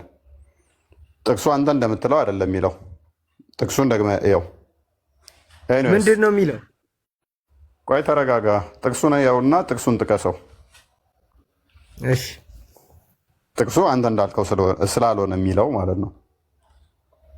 አንብበው፣ ድገምና አንብበው። ጥያቄ ከሆነብህ እሱ ላይ መልስልሃለሁ። እግዚአብሔርንም የመምሰል እስኪ ወደኋላ አድርገው፣ ለአንብበው፣ ወደኋላ አድርገው። አይታይም። ይሄ አንተ የተናገርከው የመጽሐፍ ቅዱስ ክፍል አይደለም። እንደዛ የሚል አንተ እንደምትለው የሚል የለም። እኔ ሰያ እሺ፣ ጥቅሱን አምጣዋል እኮ ጥቅሱን አምጣውና አንተ እንዳልከው ቃል በቃል እንደዛ አይልም። ስለዚህ ጥቅሱ እንደዛ ስለማይል ስለማቀው ነው ብዙ ጊዜ የመለስ ነው ጥያቄ ስለሆነ ጥቅሱን ጥቀሰው።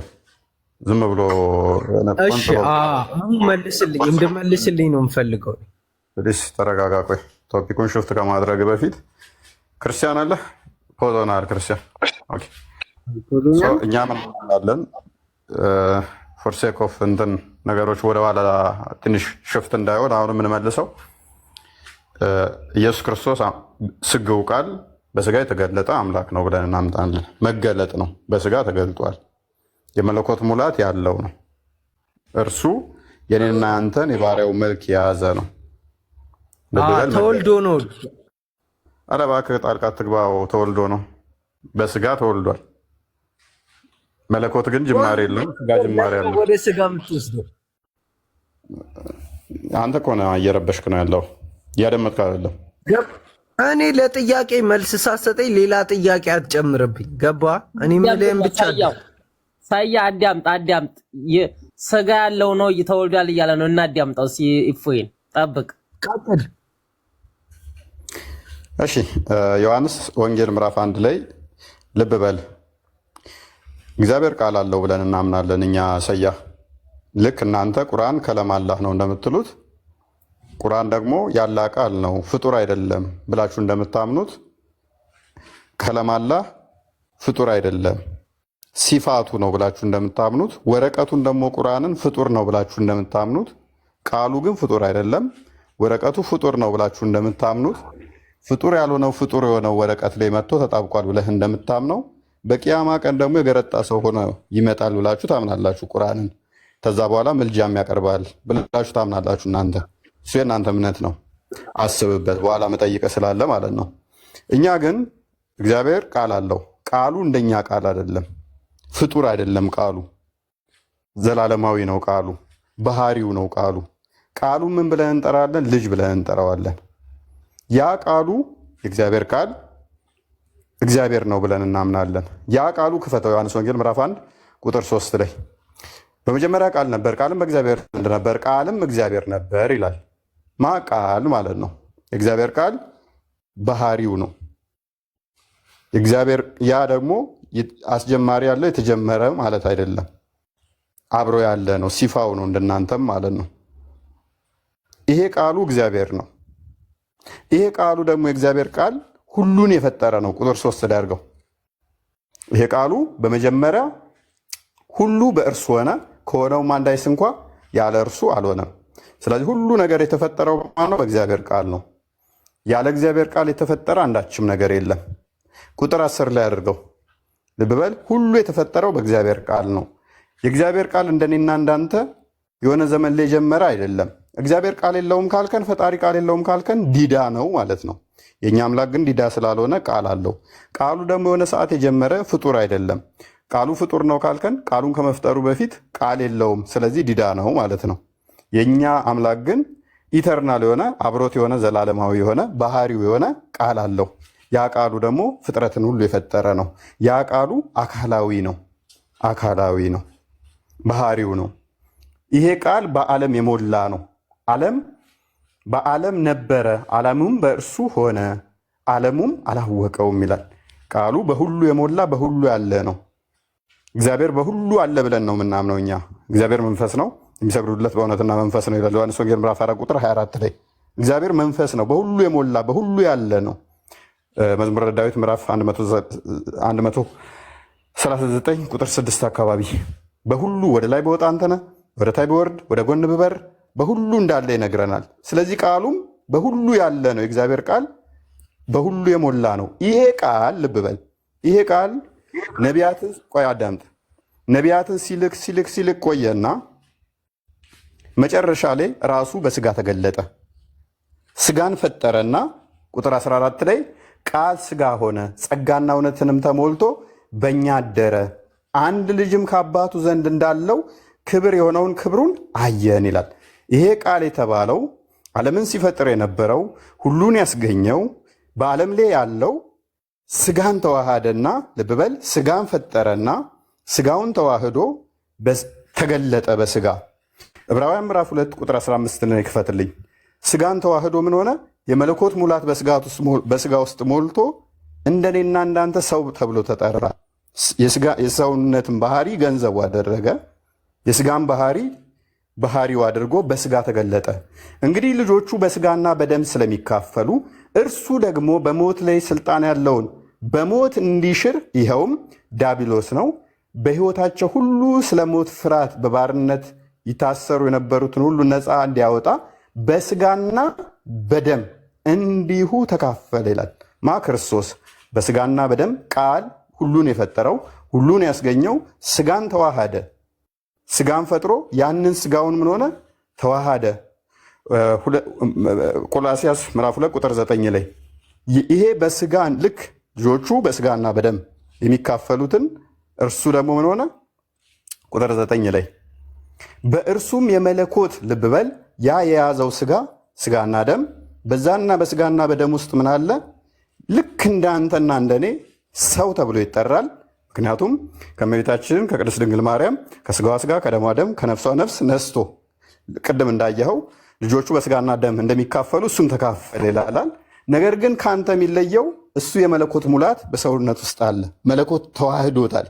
ልብ በል በእርሱ የመለኮት ሙላት ሁሉ በሰውነቱ ተገልጦ ይኖራል። አንተ ሰው ብቻ ነህ። እሱ ግን በሰውነት ውስጥ ምን አለ? የመለኮት ሙላት አለ። ስለዚህ መለኮት ደግሞ ምንድን ነው? ፈጣሪ ነው። ያ ቃል የተዋሃደው ስጋን ነው። ፊልጵስዩስ ምዕራፍ 2 ቁጥር 6 ክፈትልኝ። ስለዚህ አስቀድሞ የነበረው መለኮት ብቻ ነበረ። ያ መለኮት ግን ምን ሆነ? በስጋ ተገለጠ። በስጋ ተገለጠ። እርሱ አለ ኢየሱስ ክርስቶስ ማለት ነው። ከቁጥር 5 ጀምረ እንደዛ የሚለው እርሱ በእግዚአብሔር መልክ ልብ በል እርሱ በእግዚአብሔር መልክ ሲኖር ሳለ ከእግዚአብሔር ጋር መተካከልን መቀማት እንደሚገባው አልቆጠረውም። ነገር ግን ከፍ አድርገው የባሪያን መልክ ይዞ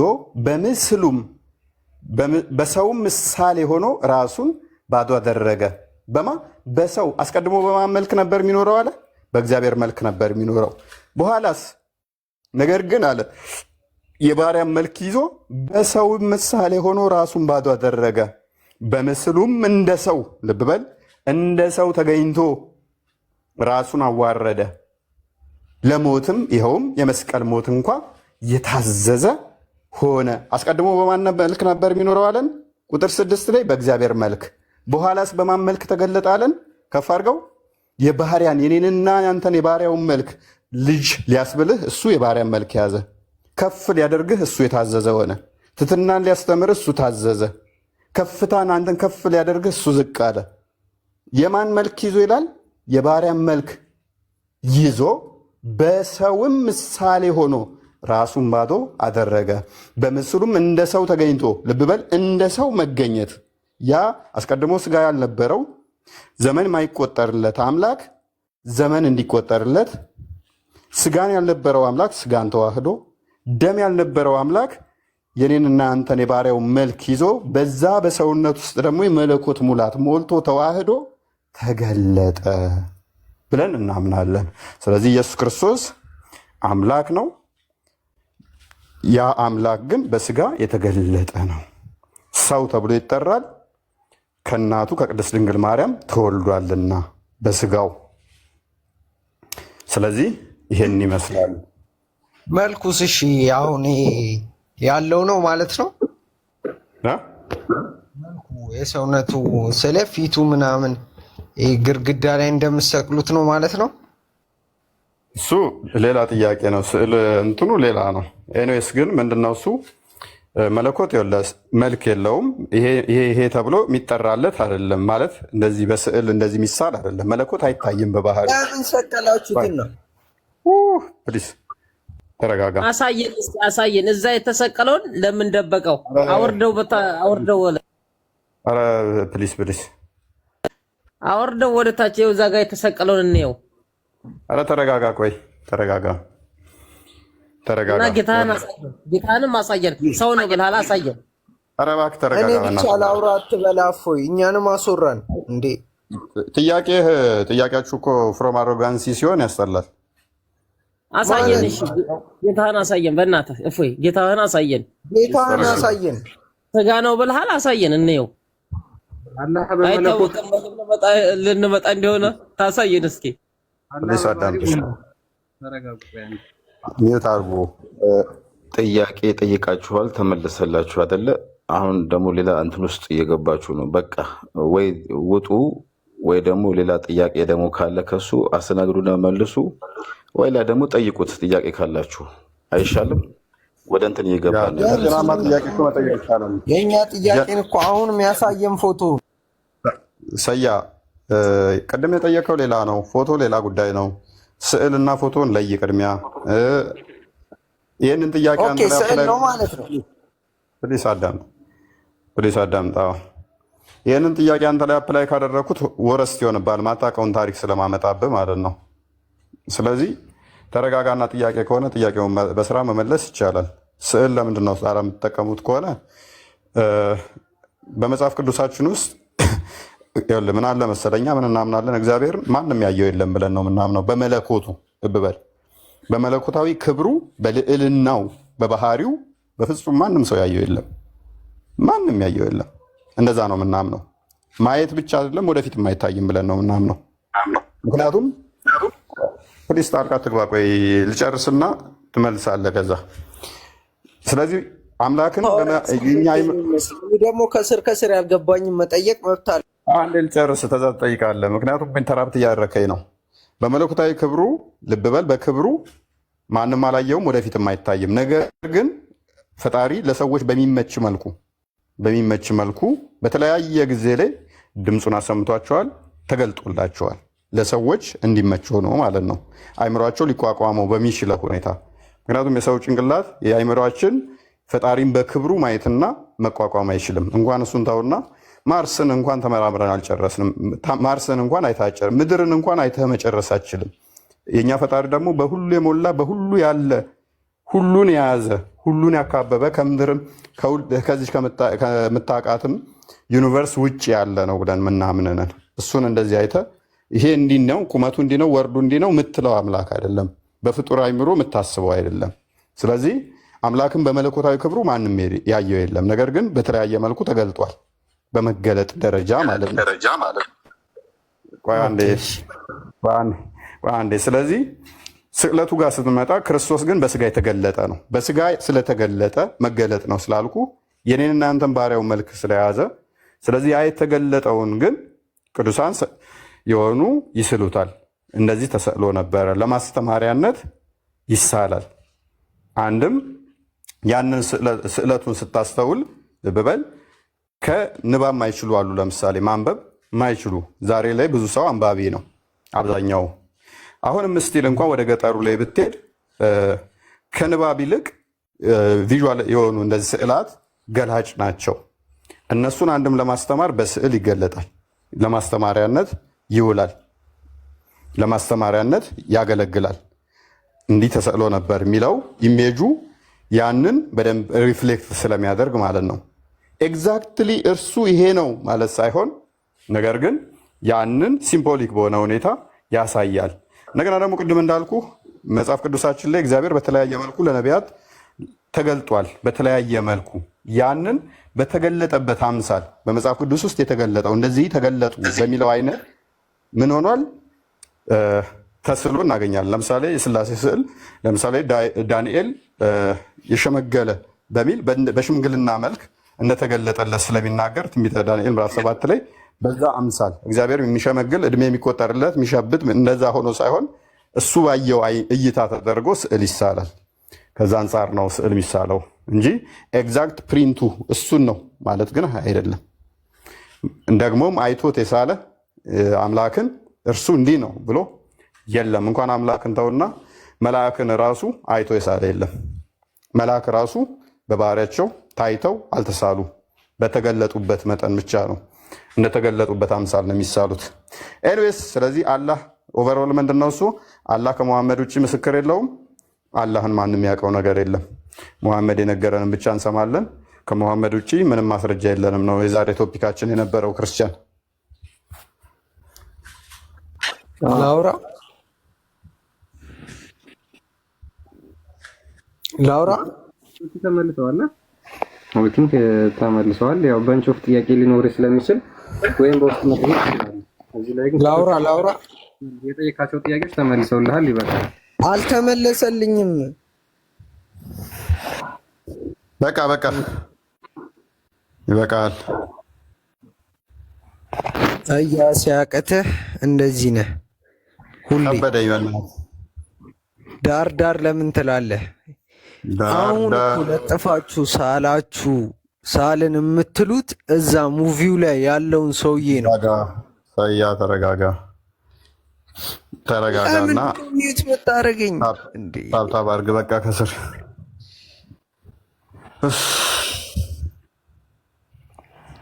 በነገራችን ላይ ጊዜ የሚጠይቁት ጥያቄን ለመረዳት ለማወቅ